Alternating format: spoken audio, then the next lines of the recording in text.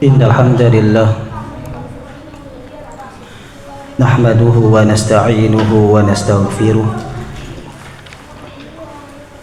wa na'udzu billahi min shururi anfusina wa min sayyiati a'malina man yahdihillahu fala mudilla lahu wa man yudlil fala hadiya lahu.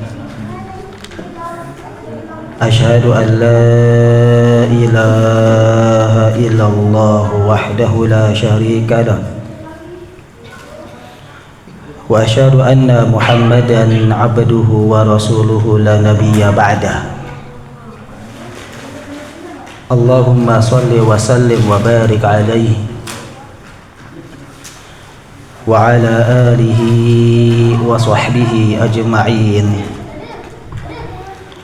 wa man tabi'ahum bi ihsanin ila yaumiddin, amma ba'd. Alhamdulillah, segala puja dan puji syukur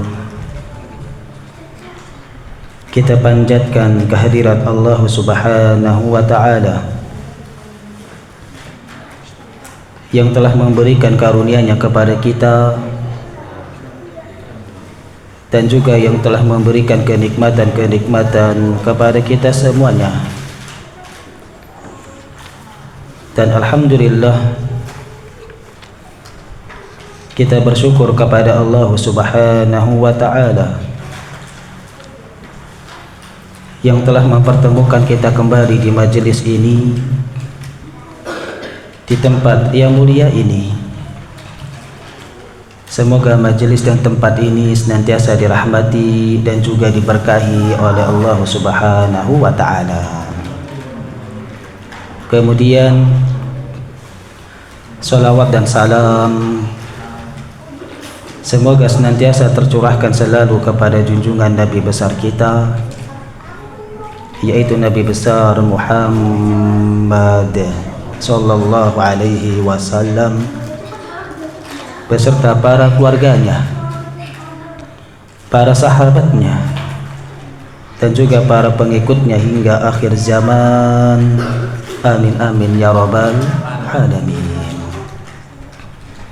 Kaum muslimin dan kaum muslimat, para jamaah yang semoga dirahmati oleh Allah Subhanahu wa ta'ala, alhamdulillah kita bisa melanjutkan kembali pembahasan kita, yaitu pembahasan tentang praktis fikih puasa yang kita ambil dari kitab Al-Wajiz fi Fiqh Sunnah wal Kitabil Aziz yang ditulis oleh Syekh Abdul Aziz Badawi rahimahullahu ta'ala. Sebelum kita lanjutkan pembahasan kita, bagaimana kabarnya para jamaah semuanya? Alhamdulillah. Terakhir kita sampai mana? Ada ingat? Pembahasan terakhir sampai mana? Sampai mana? Tentang balik. Tentang kepada siapakah puasa diwajibkan. Jadi sudah. Iya, kemudian kita sudah membahas manakah yang lebih afdal bagi orang yang sakit dan juga orang yang safar. Apakah mereka tetap berpuasa atau mereka berbuka? Sampai sini ya? Iya. Kita sudah membahas kemarin bahwasanya para ulama telah ijmah puasa Ramadan diwajibkan atas seorang muslim yang berakal, seorang muslim yang sudah balik, seorang muslim yang sehat, seorang muslim yang mukim. Adapun seorang perempuan, dia suci dari haid dan dari nifas. Ini sudah kita kemukakan di dalam pembahasan dan dalil-dalilnya. Ya, ini artinya bahwasanya orang yang belum balik maka tidak wajib. Orang yang belum balik, orang yang tidak berakal, orang yang sedang sakit, orang yang safar, maka tidak wajib bagi mereka untuk berpuasa. ada udzur bagi mereka. Nah, mana yang lebih afdal, orang yang sakit dan orang yang safar? Apakah tetap berpuasa atau berbuka? Mana yang lebih afdal? Dia lagi safar nih, ada udzur untuk tidak berpuasa. Mana yang lebih afdal, tetap puasa atau dia berbuka? Hah? Berbuka. Yang lain? Kalau mampu puasa. Yang lain? Berarti khilaf jamaah mushola al-huda. Khilafiyah. Iya, betul. Masya Allah, mumtaz. Bahwasanya para ulama berpendapat, siapa yang sakitnya, siapa yang safarnya tidak ada masyaqqah, maka puasa lebih utama bagi dirinya. Apa itu masyaqqah? Masyaqqah artinya kesulitan, merasa kesulitan, kecapaian, keletihan, halangan dan rintangan, itu masyaqqah. Ya, ketika seseorang melakukan safar ada masyaqqah di dalamnya, maka berbuka lebih utama. Namun ketika ia safar tidak ada masyaqqah, maka ia berpuasa lebih utama bagi dirinya. Kita ambil contoh, seseorang ia safar ke Surabaya menggunakan pesawat, duduk manis, ada masyaqqah tidak? Tidak ada masyaqqah, tidak ada merasa berat, tidak ada merasa kecapaian, keletihan, tidak ada. Ya, berbeda orang yang safar ke Surabaya menggunakan motor, ada masyaqqah tidak? Banyak masyaqqahnya, kehujanan, kepanasan, kecapaian, keletihan. Maka ketika seseorang safar ada masyaqqah di dalamnya, maka berbuka lebih utama baginya. Namun seseorang ketika safar tidak ada masyaqqah, tidak ada halangan dan rintangan, tidak ada kesulitan, maka dia berpuasa lebih afdal bagi dirinya. Setelah di sini, iya, lanjut pembahasan berikutnya. Pembahasan berikutnya, ma yajibu ala syaikhil kabir wal mar'atil ajuz wal maridil ladzi la yurja bur'uhu. Hal-hal yang diwajibkan bagi orang yang sudah tua renta, baik seorang kakek maupun seorang nenek, dan orang yang sakit yang tidak diharapkan untuk kesembuhannya. Apa kewajiban mereka? Seorang kakek, seorang nenek, orang sesepuh, dan juga bagi orang yang mereka memiliki sakit menahun. Apa kewajiban mereka? Mengqadha apa membayar fidyah? Membayar fidyah. Sebagaimana beliau mengatakan di sini, wa man ajaza an yasyami, barang siapa yang tidak mampu, lemah, an yasyami, daripada berpuasa, li kibarin aw nahwihi, disebabkan karena dia sudah kibar, sudah tua renta, sudah sepuh, aw nahwihi, atau yang semisalnya, dia tidak mampu berpuasa, aftara, lalu ia berbuka, wa at'ama an kulli yaumin miskinan, kewajibannya memberi makan setiap harinya seorang miskin, seorang fakir miskin. Setelah di sini, jadi ketika ada orang yang tua renta, sudah sepuh, seorang kakek, seorang nenek yang tidak mampu untuk berpuasa, maka cukup baginya untuk membayar apa? Fidyah, tanpa mengqadha. Begitu juga orang yang sakit menahun. Sakit menahun di sini artinya dia sakit yang tidak diharapkan kesembuhan, sakit kronis dan menahun. Iya, beda dengan sakit biasa ya. Sakit batuk, pilek, itu insya Allah akan sembuh ya. Tapi kalau sakitnya itu kronis, menahun, sakit tahunan, yang divonis oleh dokter tidak boleh ia berpuasa, tidak boleh ia mengkosongkan perutnya. Kalau mengkosongkan perutnya akan membahayakannya. Maka ketika itu kewajiban dia cukup membayar fidyah tanpa apa? Tanpa mengqadha. Setelah di sini, iya, sebagaimana Allah Tabaraka wa Ta'ala berfirman dalam surah Al-Baqarah, yaitu ayat ke-184. Allah Ta'ala berfirman, wa 'alal ladzina yutiqunahu fidyatun ta'amu miskin, dan kewajiban orang-orang yang tidak mampu berpuasa, maka hendaknya ya fidyatun, membayar fidyah. Ta'amu miskin, itu memberi makan orang-orang miskin. Kewajiban orang-orang yang tidak mampu berpuasa, itu cukup membayar fidyah, kata Allah Subhanahu wa Ta'ala. dan memberi makan kepada orang-orang apa? Orang-orang miskin. Iya, sahabat Abdullah bin Abbas radhiyallahu anhuma ketika menafsirkan ayat ini, yang mengatakan laisat bimansukhatin, ayat ini tidak dihapus hukumnya. Ayat ini tidak apa? Tidak dihapus hukumnya. Ya, lalu beliau membacakan mendengar firman Allah Ta'ala, yaitu ayat yang tadi, huwa syekhul kabiru wal mar'atul kabiru. Yang dimaksud ayat ini adalah seorang kakek dan seorang nenek. La yastati'ani, mereka berdua tidak mampu berpuasa.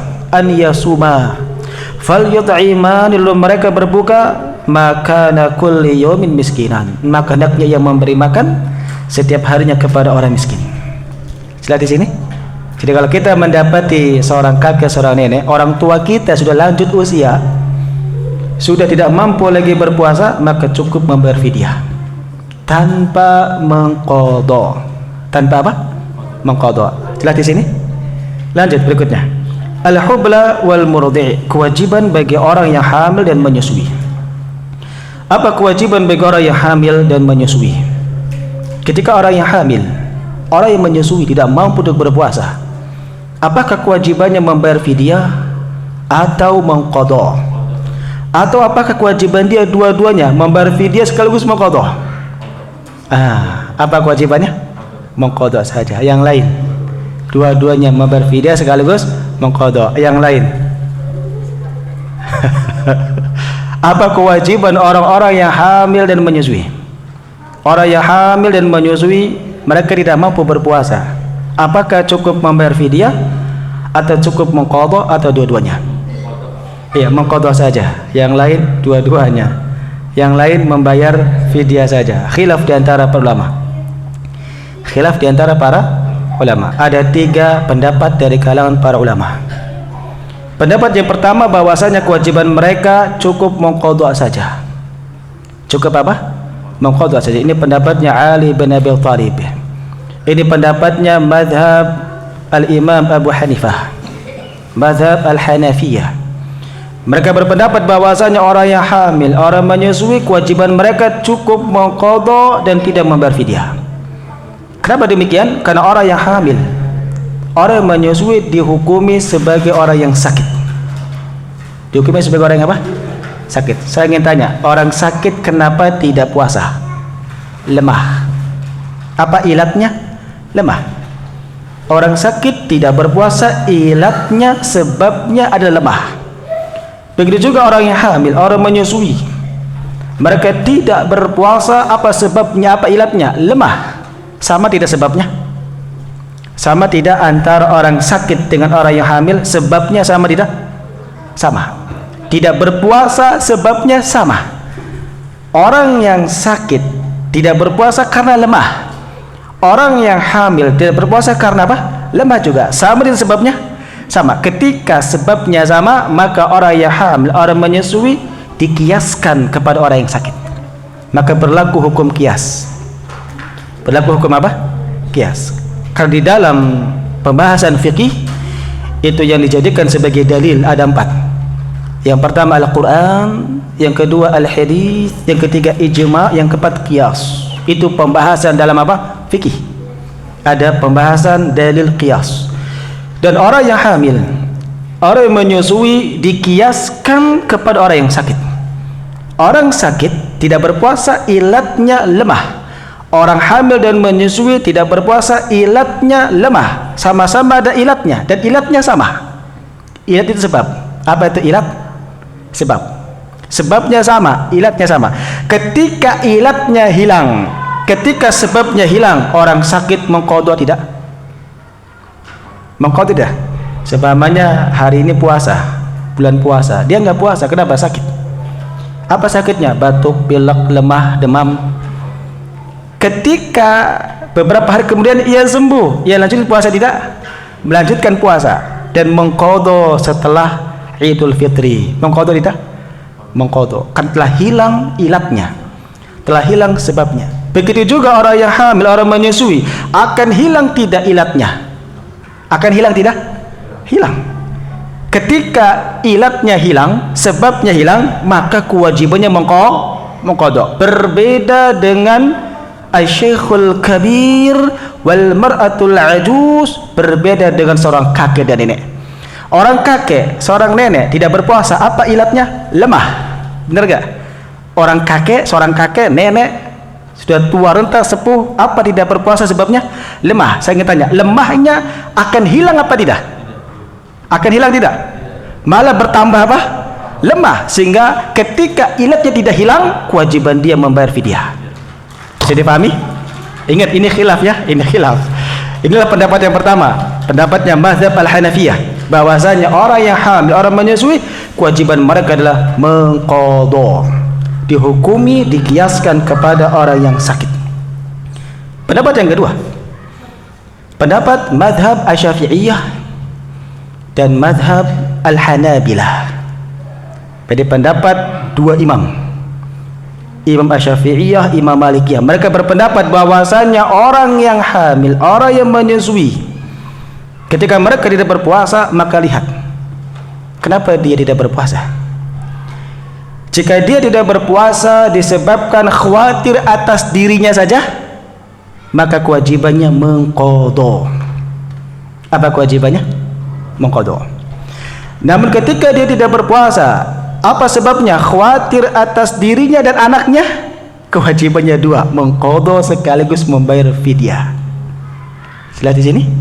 Jadi siapa yang tidak berpuasa dari kalangan orang-orang yang hamil, orang-orang menyusui, dia tidak berpuasa dua sebab, khawatir atas dirinya dan khawatir atas anaknya, baik itu janin maupun bayi yang menyusui, janin yang lagi hamil, dia khawatir dua-duanya, maka kewajibannya dua-duanya. Dia mengqadha sekaligus apa? Sekaligus berfidyah. Bisa difahami? Pendapat yang ketiga, pendapat Abdullah bin Abbas, pendapat Abdullah bin Umar bin Khattab radhiyallahu anhum ajma'in. Pendapat yang ketiga bahwasanya kewajiban mereka cukup membayar fidyah saja. Cukup membayar apa? Fidyah saja, tidak mengqadha. Kenapa? Sama dalilnya qiyas. Hilang. Apa dalilnya? Qiyas.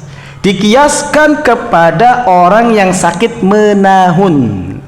Beda sama mazhab al-Hanafiyah. Kalau mazhab al-Hanafiyah dikiaskannya orang sakit tidak menahun. Tapi mazhab pendapat al-Imam Abdullah bin Abbas dan juga al-Imam Abdullah bin Umar bin Khattab, bahwasanya kewajiban mereka cukup membayar fidyah. Kenapa demikian? Karena mereka dikiaskan kepada orang yang sakit tapi sakitnya menahun. Saya ingin tanya, orang hamil berapa lama? 9 bulan. Habis hamil menyusui berapa lama? 2 tahun. Berarti kelewat puasa berapa lama? 3 kali. Habis itu hamil lagi.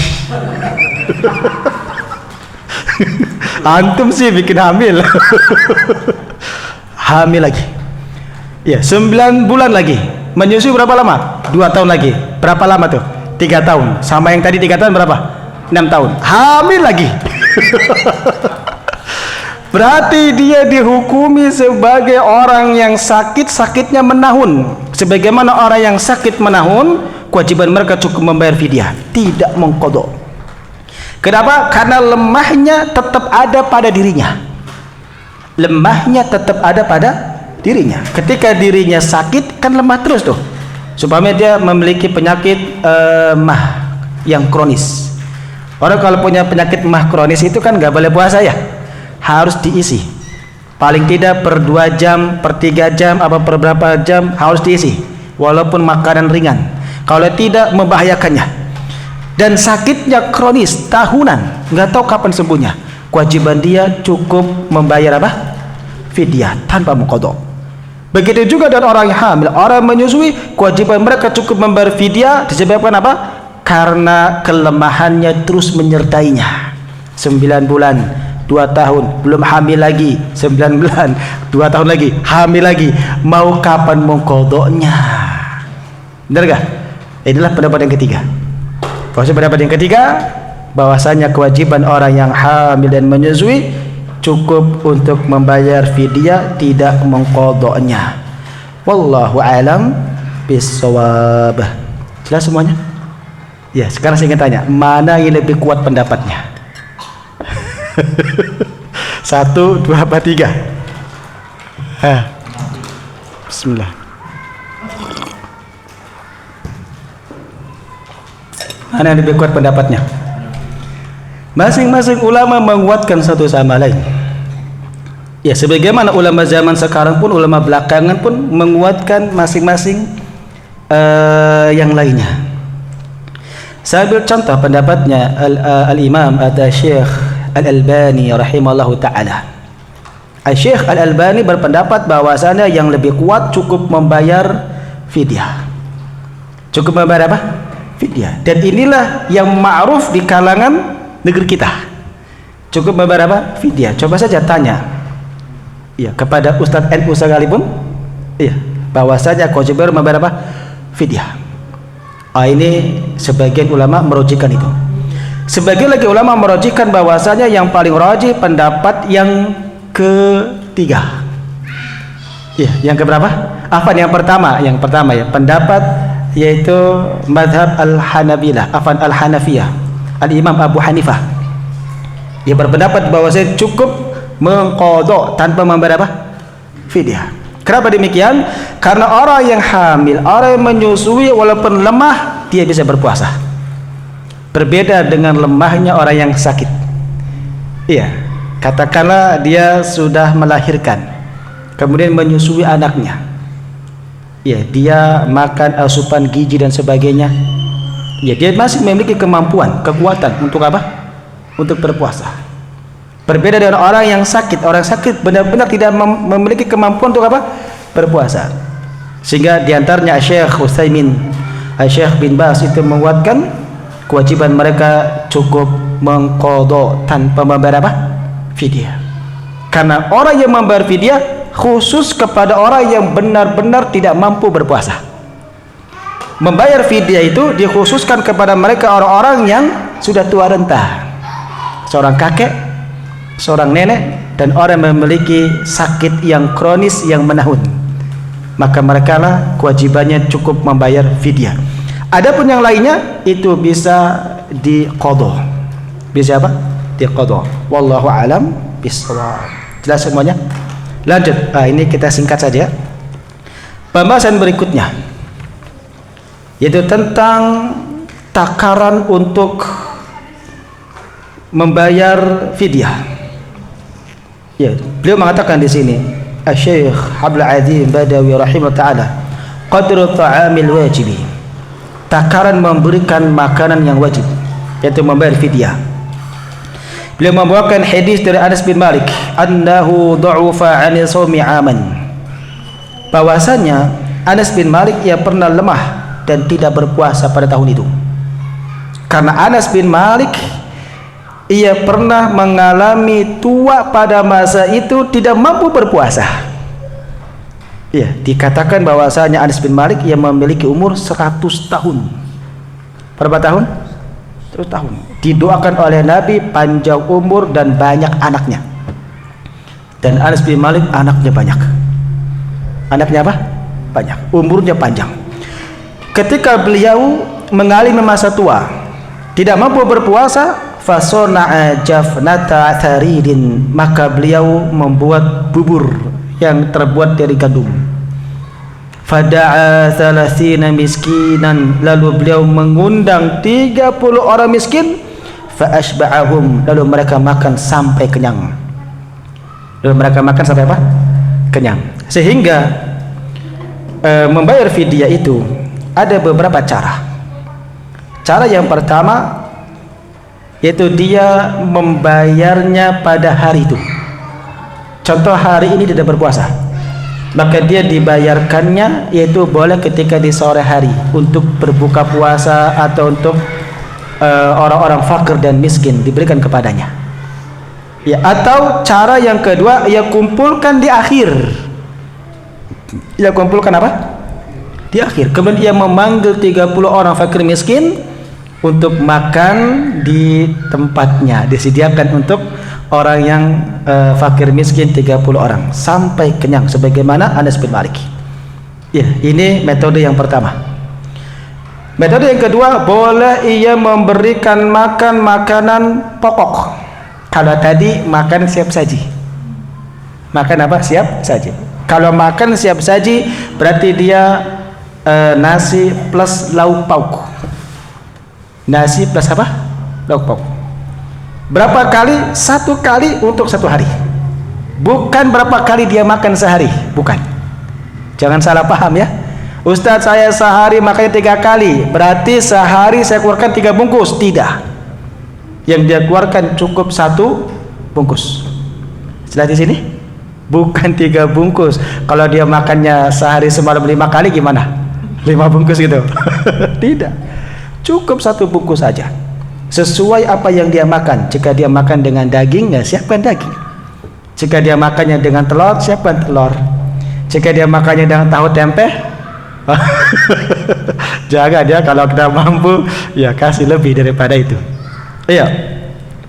Begitu, dia menggunakan makanan siap saji. Yang kedua, menggunakan makanan pokok.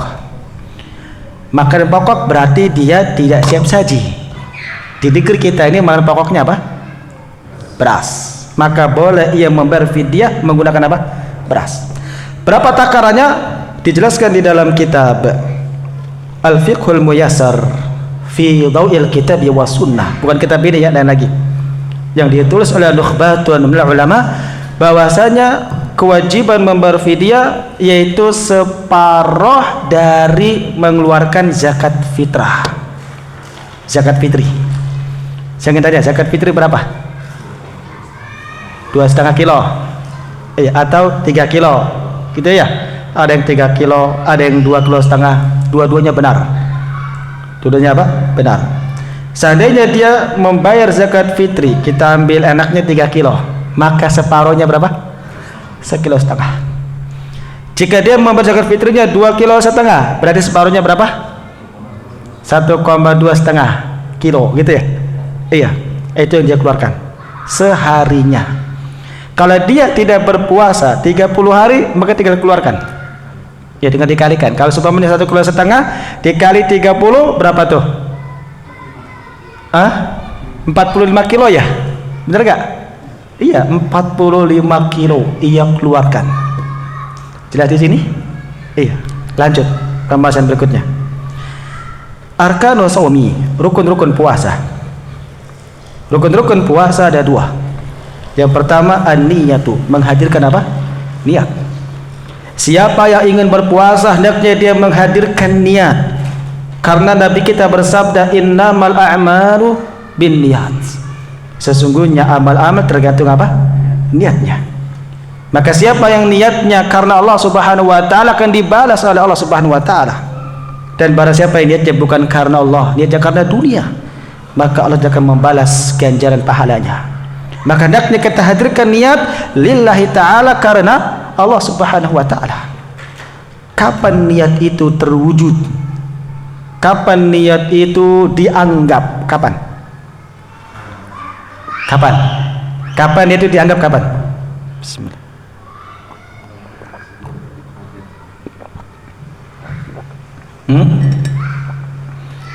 Seumpamanya dia ketiduran, lupa niat.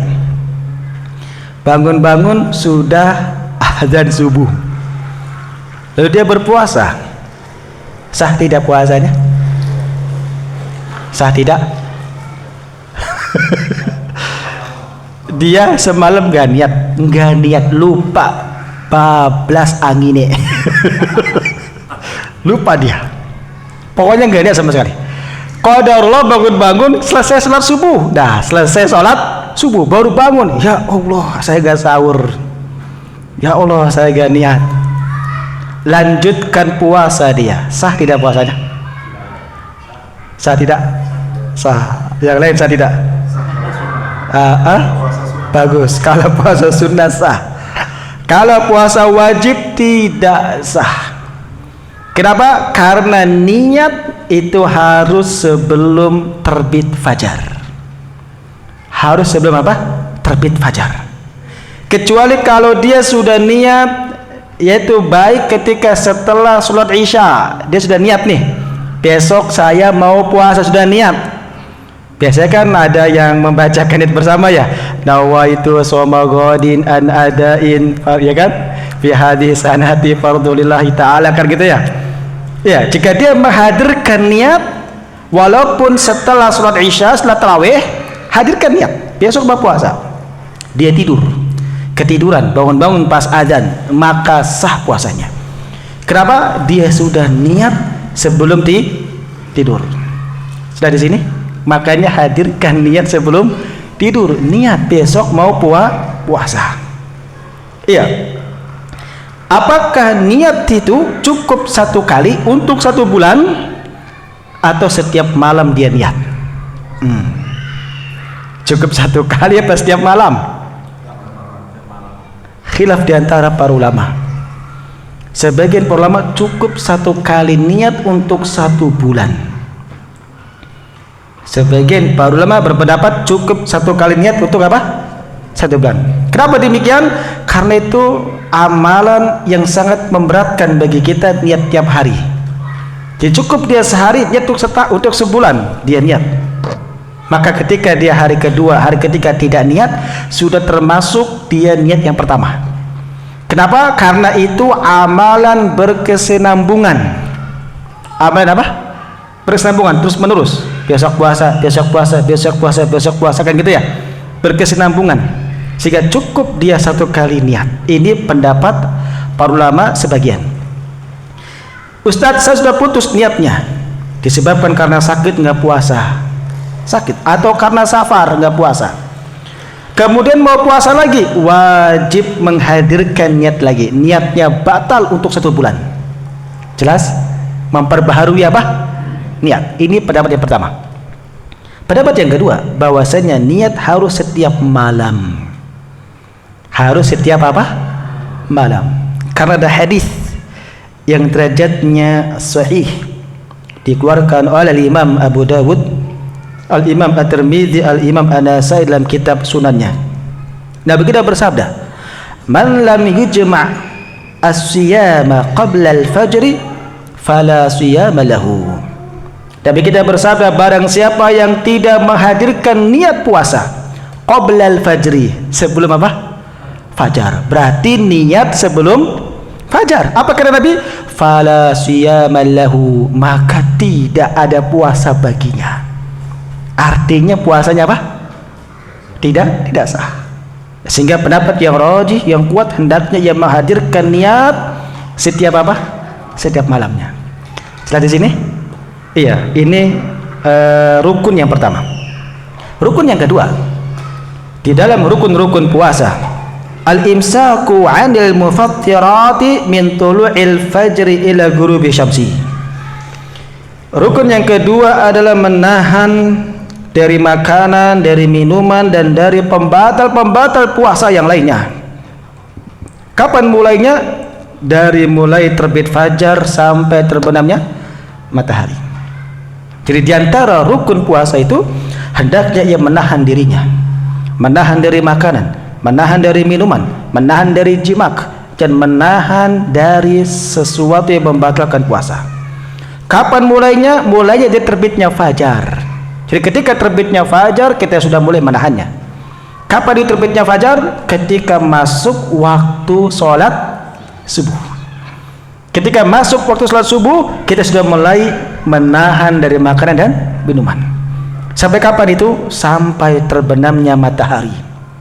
Sebagaimana Allah Ta'ala berfirman, fal ana bashiruhunna wabtagu ma kataballahu lakum wa kulu washrabu hatta yatabayyana lakumul khaytul abyadu minal khaytil aswadi minal fajr thumma atimmu siyama ila lail.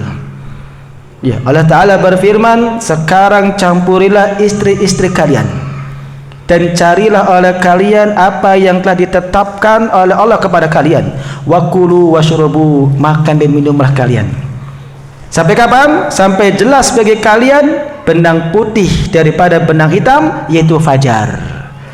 Artinya kita diperintahkan oleh Allah makan dan minum ketika di malam hari. Sampai kapan? Sampai jelas itu benang putih daripada benang apa? Hitam. Maksudnya benang putih yaitu ketika terbitnya fajar. Maksudnya benang hitam yaitu ketika di malam hari. Ketika malam hari lalu tampaklah benang putih yaitu fajar. Maka hendaknya ia menahan. Tidak boleh ia makan dan minum. Summa atimmu, kemudian sempurnakanlah asyama, puasa tersebut, ila lail, sampai di malam hari. Sampai apa? Di malam hari. Apa yang dimaksud malam hari di sini? Yaitu sampai terbenamnya matahari. Yang dimaksud dengan firman Allah tabaraka wa taala, ilal lail, sampai malam, itu maknanya sampai awal malam. Awal apa? Malam. Dan awal malam itu ketika terbenamnya matahari. Berbeda dengan orang-orang Syiah. Orang-orang Syiah memahami ayat ini yaitu sampai bintang-bintang bermunculan. Kapan itu? Waktu sholat Isya. Maka orang Syiah itu buka puasanya waktu sholat Isya. Siapa yang berpuasa kemudian ia berbuka waktu sholat maghrib, batal puasanya. Ini menurut mereka. Setelah di sini, adapun Nabi kita, para sahabat, para tabi'in, para imam-imam ahlu sunnah, mereka meyakini yang dimaksud ayat ini adalah awal malam, yaitu ketika terbenamnya matahari. Bisa difahami? Ya, inilah di dalam rukun puasa. Ada berapa? 2. Yang pertama, menghadirkan niat. Yang kedua, menahan dari makanan dan minuman dan semua yang membatalkan puasa. Dari kapan mulainya? Terbitnya fajar sampai terbenamnya matahari. Ustadz, dia sudah menahan dari makanan dan minuman, tapi dia tidak menahan dari amarahnya, tidak menahan dari dosa dan maksiatnya. Ia hanya sebatas menahan perutnya saja. Sah tidak puasanya? Sah tidak puasanya? Dia puasa tapi menzalimi orang, menganiaya, memukul, ya berantem malah. Lagi puasa apa? Berantem. Wah, pak berantem.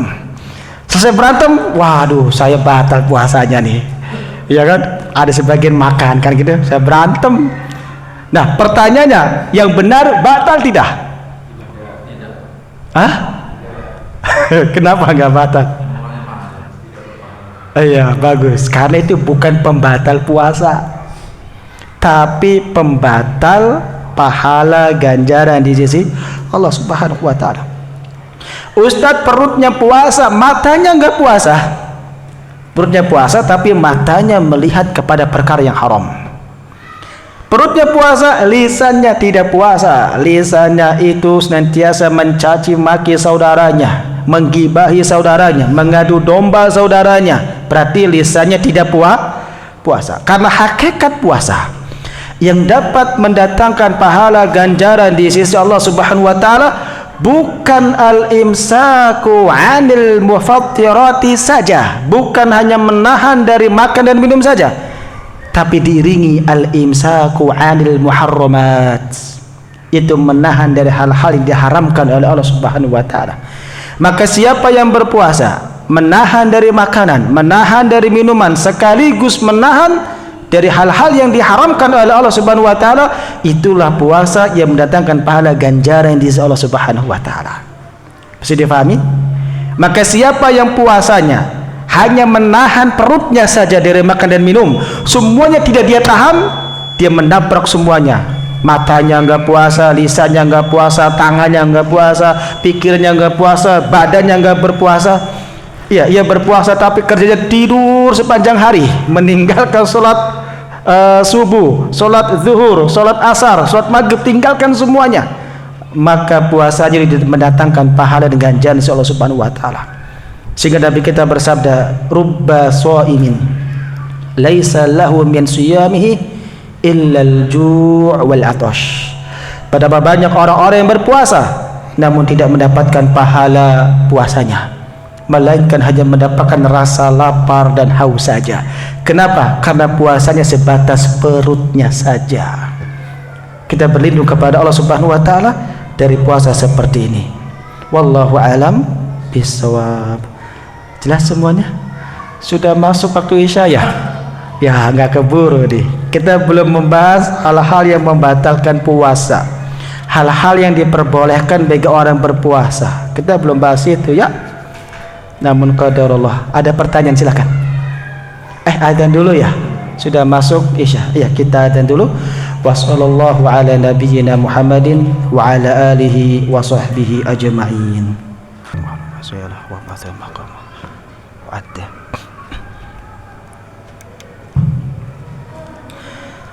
Bismillahirrahmanirrahim. Alhamdulillahi rabbil alamin. Wassalatu wassalamu ala nabiyyina Muhammadin wa ala alihi wa sahbihi ajma'in wa man tabi'ahum bi ihsanin ila yaumiddin, amma ba'd. Alhamdulillah, kita lanjutkan kembali pembahasan kita tentang ringkasan, yaitu fikih praktis puasa. Iya, saya minta waktunya sebentar ya, lanjutin sedikit ya. Iya, dikit aja. Saya ringkas. Pembahasan berikutnya hal-hal yang membatalkan puasa. Hal-hal yang apa? Membatalkan puasa. Yang pertama dan yang kedua, al-aklu wa syurbu amdan. Makan dan minum dengan sengaja. Siapa yang makan dan minum dengan sengaja, maka batal puasanya. Ya, bagaimana orang yang makan dan minum tanpa sengaja? Batal tidak? Hah? Tapi dia nggak sengaja makan minum, batal tidak? Tidak batal. Apa kewajiban kita ketika kita melihat orang yang makan dan minum? Kita tahu dia puasa nih, mengingatkan apa membiarkan? Mengingatkan. Kan dia sedang diberi rezeki oleh Allah.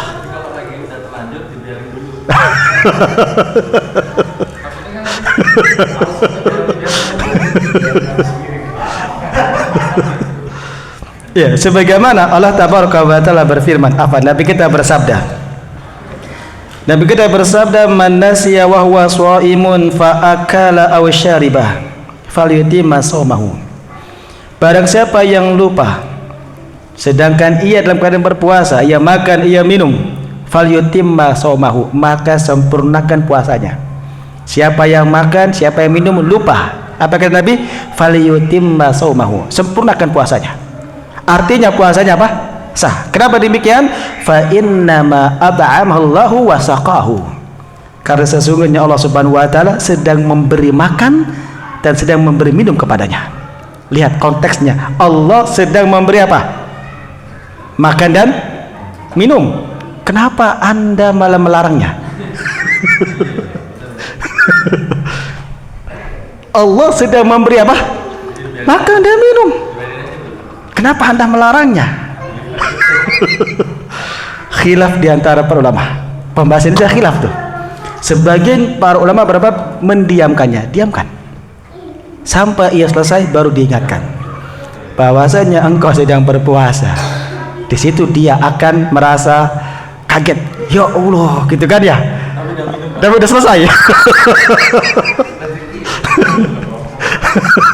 Sudah satu piring lagi. Sudah makan satu piring baru kasih tahu. Ya, dia sedang dikasih makan oleh Allah, jangan diganggu. Allah menghendaki, Allah menginginkan, sedang memberikan rezeki kepadanya. Kan kata Nabi, Allah sedang memberi apa? Rezeki kepadanya, makan dan minum. Maka biarkan. Ini pendapat yang pertama. Pendapat yang kedua, tidak, kita ingatkan. Kenapa kita ingatkan? Karena kita sedang melihat kemungkaran. Kita sedang melihat apa? Kemungkaran. Di antara bentuk kemungkaran, dia tidak berpuasa di bulan Ramadan. Iya, jadi kalau kita ada seseorang tidak berpuasa, ingatkan, ingkari. Tidakkah kau takut kepada Allah? Ini bulan puasa. Ada muslim? Ya, saya muslim. Puasalah. Kenapa Anda nggak berpuasa? Harus diingkari. Begitu juga orang sedang makan dan minum, dia puasa, dia lupa, ingkari, ingatkan. Mohon maaf, Anda sedang berpuasa. Ini bulan Ramadan. Oh iya ya, segera ia selesai makannya. Bagaimana ini di mulut? Yang di mulut kalau belum masuk ke tenggorokan, keluarkan. Apakah termasuk yang memuntahkan? Tidak. Memuntahkan itu jika sudah melewati tenggorokan, kerongkongan. Jelas? Itu namanya memuntahkan. Yang sudah masuk melewati tenggorokan, lalu dia dikeluarkan, namanya memuntahkannya. Tapi jika dia masih di mulut, belum sampai tenggorokan, ia melepahkan namanya. Ia melepahkan, yang mengeluarkan, bukan memuntahkan. Bisa difahami, nanti akan datang yang membatalkan dan memuntahkan. Ya, ini pendapat yang kedua. Hendaknya mengingatkannya dalam rangka yaitu amar ma'ruf nahi mungkar. Dalam rangka apa? Amar ma'ruf nahi mungkar. Mana yang lebih kuat pendapat kedua ini? Mengingatkan atau membiarkan? Membiarkan apa mengingatkan? Iya. Ya. Iya. Katakan kalau yang pertama itu karena lupa. Karena lupa. Tapi kalau mengingatkan yang memang sengaja dia nggak puasa, Iya. itu kan lain soal. Lain soal. Tapi kalau ketika dia lupa dan dia belum minum atau apa, kalau ingatkan dia langsung tanggung. Tanggung. Iya. Ketika dia ingat, contoh dia ingat sendiri, dia makan, udah siapin nasi, lauk, makan. Dia ingat sendiri tanpa ada mengingat, maka hendaknya dia berhenti, jangan bilang tanggung.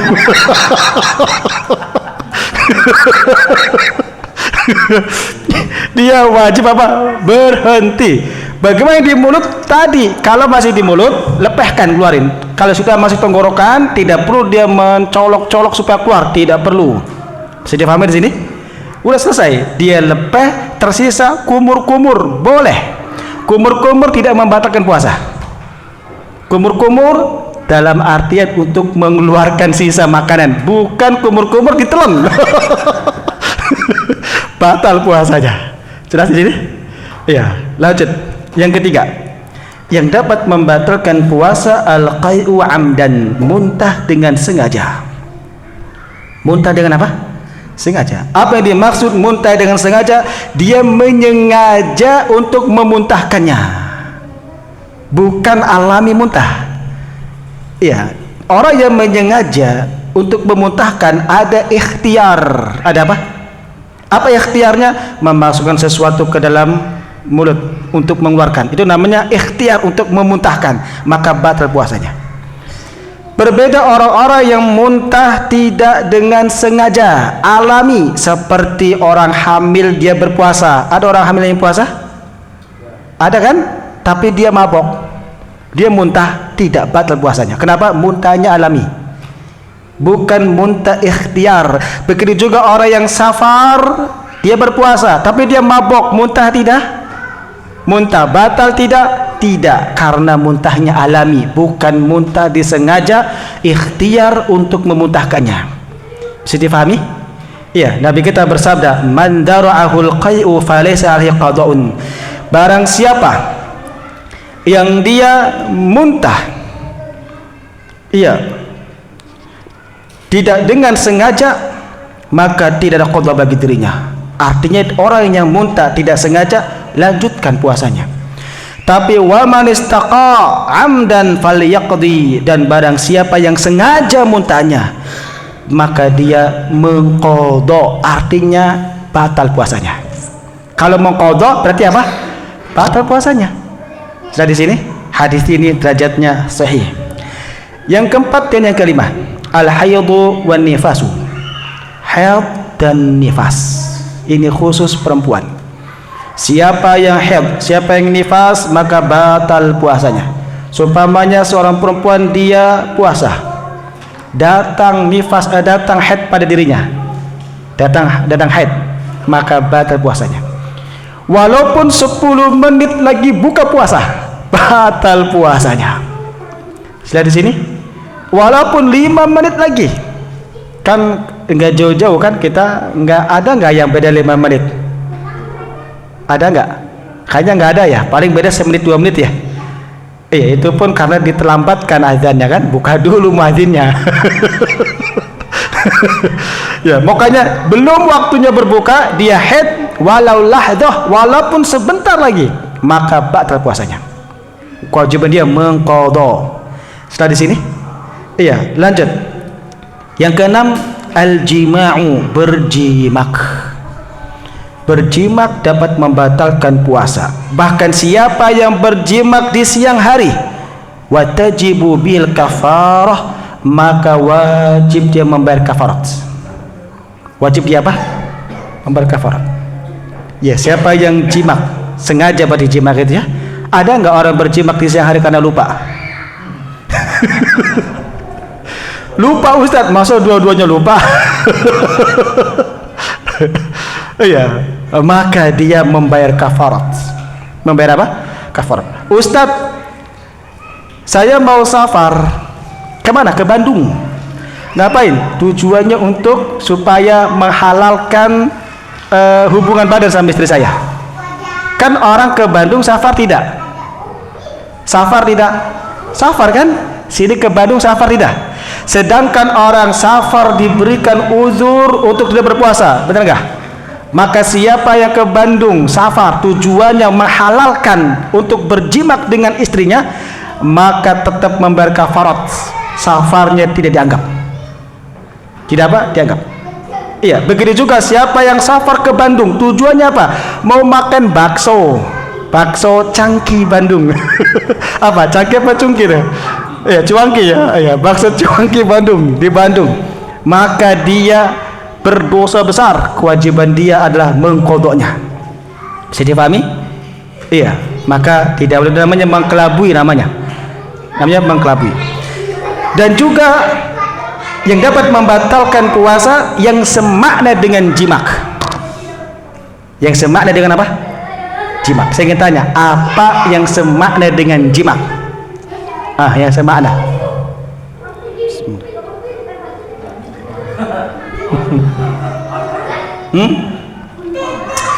Yang semakna dengan jimak apa?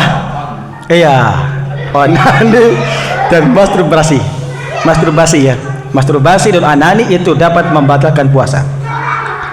Walaupun khilaf di antara ulama. Sebagian para ulama tidak batal puasanya. Adik-adik mohon untuk tertib, adik-adik yang di belakang jangan ribut ya. Adik-adik jangan berisik. Ya, lagi ada pengajian. Yang mau main di luar dulu, di luar. Yang mau main di luar. Jangan di dalam masjid. Iya. Jadi yang dapat membatalkan puasa yang semakna dengan jimak yaitu onani atau masturbasi, maka dapat batal puasanya, hanya saja tidak membayar kafarat. Tidak membayar apa? Kafarat. Yang membayar kafarat adalah yang berjimak.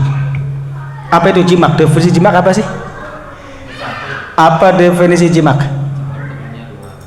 Bercampur. Kan nggak keluar air mani. Nggak keluar air mani termasuk jimak tidak? Hah?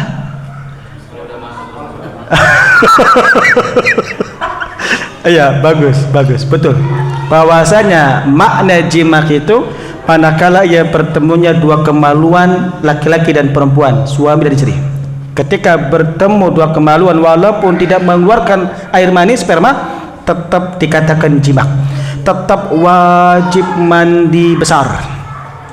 Di sini ini ada pembahasan di dalam bab mandi. Ya, Ustadz kan nggak keluar sperma, tetap wajib mandi besar karena dia berjumpa dengan dua kemaluan. Ya, jangankan berjumpa, yang tidak berjumpa pun mandi wajib tidak? Tidak berjumpa dua kemaluan tidak. Dia mengeluarkan sendiri. Onani berarti ya, atau masturbasi. Wajib mandi tidak? Wajib. Hukumnya sama kan? Sama-sama wajib mandi. Begitu juga dengan puasa, hukumnya sama. Orang yang berjimak batal puasanya, orang yang tidak berjimak dia onani maka batal juga puasanya, kecuali kalau dia mengeluarkannya tanpa ikhtiar. Tanpa apa? Ikhtiar. Dia keluar air mani tanpa ikhtiar. Apa contohnya? Mimpi basah. Mimpi basah kan bukan kehendak kita, benar nggak? Iya, bukan ikhtiar kita berusaha, tidak, tapi ya qadarullah mimpi basah gitu, maka tidak batal puasanya. Tidak apa? Tidak batal puasanya, tidak membayar kafarat, karena itu bukan ikhtiari, itu mimpi alami, maka lanjutkan puasanya. Dia mandi besar, lanjutkan puasanya. Berbeda kalau dia berjimak dan mengeluarkan dengan ikhtiar, maka dia batal puasanya. Kalau berjimak dia wajib membayar kafarat. Jika dia onani tidak membayar kafarat. Pertanyaannya, apa bayar kafaratnya? Hah? Puasa 2 bulan berturut-turut. Yang lain, apa kafaratnya? Yang pertama, memberi makan anak yatim. Berapa anak yatimnya? Iya, bukan anak yatimnya, orang fakir miskin. Iya, bagus. Ada yang lain? Satu lagi, membebaskan seorang budak. Membebaskan seorang budak itu bentuk kafaratnya. Di sini hadisnya ada 3 tahapan. Yang pertama, bebaskan seorang budak dulu. Tidak mampu, baru puasa 2 bulan berturut-turut. Tidak mampu, baru memberi makan orang miskin sebanyak 60 orang. Dari sini itu bentuk kafaratnya. Wallahu alam bisawab. Selesai sudah pembahasan kita hal-hal yang membatalkan puasa. Ya, adapun yang lain-lainnya itu taman saja. Seperti tetes air mata.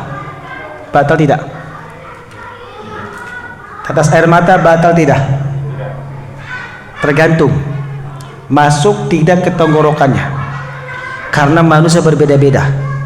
Kalau saya tidak masuk tenggorokan. Saya kalau makan tetes mata itu nggak masuk tenggorokan. Tapi kalau istri saya masuk tenggorokan. Nggak tahu yang lain ya. Yang lain masuk ke tenggorokan. Kan kalau masuk kan kerasa ya. Ada rasa-rasa tetes air mata itu masuk ke sini. Nah, kalau dia masuk ke tenggorokan batal puasanya. Tapi jika tidak masuk ke tenggorokan tidak batal puasanya. Sudah di sini? Iya, berikutnya suntikan. Disuntik. Just batal tidak puasanya. Tidak, yang lain. Hah? Bagus, tergantung suntikannya. Yang tidak batal suntikan apa? Yang batal suntikan apa? Bagus. Yang membatalkan puasa suntikan itu suntikan infus yang memberikan nutrisi. Saya ingin tanya, infus memberikan nutrisi apa tidak? Memberikan pengganti dari apa? Makan dan minum. Makanya orang yang tidak bisa makan, lemah, lemes, diinfus masukkan nutrisi, maka batal puasanya. Kalau dia suntikan itu bukan nutrisi, suntikan seperti memberikan obat, iya, obat supaya dia kebal tubuhnya atau terpaksa ada obat apa gitu ya. Biasanya di mana suntiknya? Kalau zaman dulu di mana? Di pantat. Suntik di pantat. Yes. Itu memberikan nutrisi apa tidak? Tidak. Kalau nutrisi kan di sini, benar gak? Di sini atau di mana gitu ya?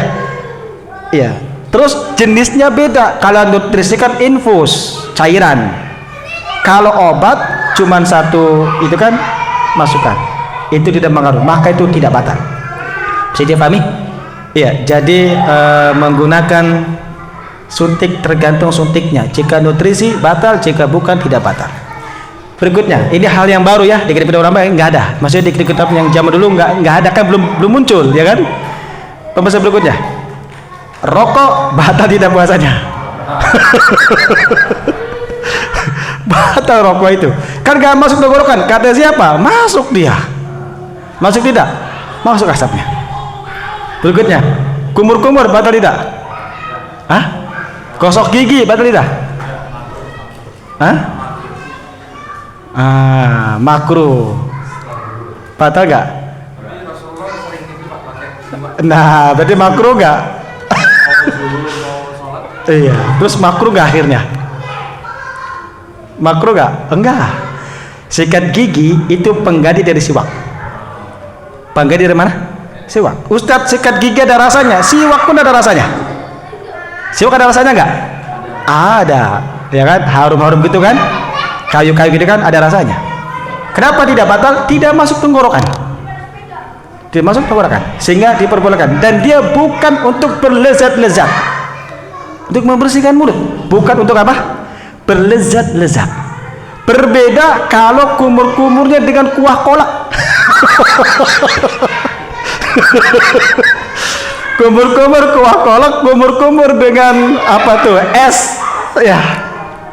Marzan atau apa? Pertanyaan, batal tidak? Hah? Kan nggak masuk tenggorokan. Kalau niatnya membatalkan, batal. Kalau niatnya, ya terus apa fungsinya? Nggak ada tujuan kan? Ngapain kumur-kumur pakai marzan? Ya, tidak boleh. Ya, jika tidak batal, paling tidak makruh hukumnya. Kalau masuk ke tenggorokan, batal. Dan biasanya hal-hal yang manis mau gak mau masuk ke tenggorokan, bener gak? Ya, maka dapat membatalkan puasanya. Wallahu alam bisawab. Tinggal tersisa adab bagi orang yang berpuasa, hal-hal yang dimubahkan bagi orang berpuasa, apa saja yang diperbolehkan bagi orang berpuasa, berbekam itu boleh atau tidak, makruh apa tidak, balik. Itu kita belum bahas, pembahasannya nanti. Mudah-mudahan kita ketemu lagi ya, mudah-mudahan. Wallahu alam bisawab. Ada pertanyaan silakan. Yang ingin tanyakan. Terkait dengan fidyah, ada kan fidyah kan harus mengganti dengan memberi makan. Iya. Seandainya orang tersebut memang benar-benar tidak mampu. Iya. Dan saya pernah dengar cerita Rasulullah kan, ketika ibunya itu nggak berpuasa sebagai fidyah, tapi Iya. tapi orang tua saya nggak mampu. Iya. Terus gimana saya bayar fidyahnya gitu kan? Iya. Udah bawa rumah ini aja untuk ibumu kata Rasulullah. Iya. Saya pernah dengar cerita itu. Iya. Ya Ustadz, bagaimana membayar fidyah orang tua tidak mampu? Maka anaknya yang menanggung orang tuanya. Sebenarnya orang tua sudah tua renta, sudah tidak memiliki penghasilan, padahal kan nggak mampu ya. Iya, tidak berpuasa harus berfidyah, nggak mampu juga anak-anak yang menanggung. Ustadz tidak memiliki anak-anak juga, berarti hasil nanti dari orang yang memberi kepadanya. Kan dia orang miskin, otomatis dia akan mendapatkan fidyah, benar nggak? Dari orang lain. Nah, ketika dia dapat fidyah dari orang lain terkumpul, maka dia membayarkan fidyah lagi. Bisa dipahami di sini? Sama halnya dengan bayar zakat fitri.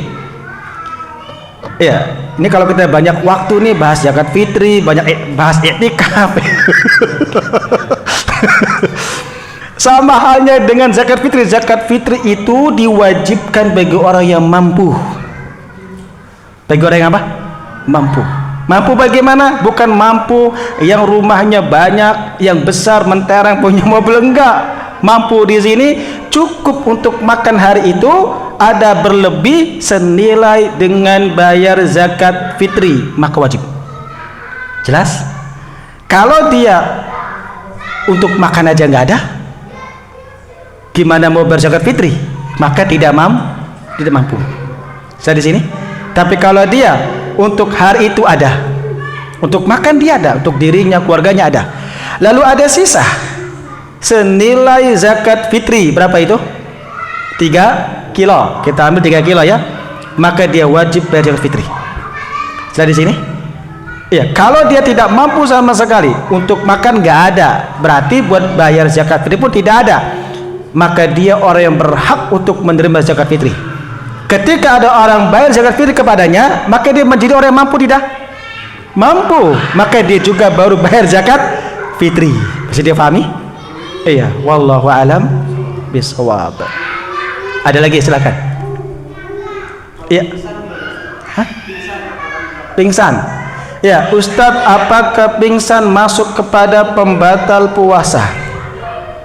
Ya, di kitab ini tidak dijelaskan bahwasanya pingsan membatalkan puasa. Yang membatalkan puasa adalah yang tadi kita bacakan. Pingsan itu membatalkan wudu. Membatalkan apa? Wudu. Sebentar, takutnya ada yang kelewat tadi. Ini al-qai. Ya, di sini tidak disebutkan. Iya, pingsan maka dia masuk kepada perkara yang lemah. Perkara yang apa? Lemah. Ketika dia lemah, tidak mampu berpuasa, hendaknya dia berbuka. Jika dia memaksakannya, maka makruh puasanya. Maka apa? Makruh puasanya. Ya, sehingga di antara hal-hal yang diperbolehkan bagi untuk berbuka ketika dia pingsan, nanti dia masuk kepada perkara yang mubah. Ya, di sini nanti ada perkara seperti hijamah, berbekam. Seperti apa? berbekam. Jadi orang yang berbekam itu kan mendatangkan kelemasan, lemah, bahkan pingsan kan begitu ya. Nah, maka hendaknya ia berbuka karena kondisinya apa? Lemah. Ya, tidak boleh ia melanjutkan puasa karena memudaratkan dirinya. Wallahu alam bisawab. Berarti kalau dia berbuka otomatis batal puasanya kan? Ada lagi? Tidak ada? Silakan. Salat dulu. Oh iya bisa. Ya, cukup sampai di sini. Inilah yang bisa kita bahas. Kurang lebihnya saya minta maaf jika ada yang salah kekurangan dalam menyampaikannya.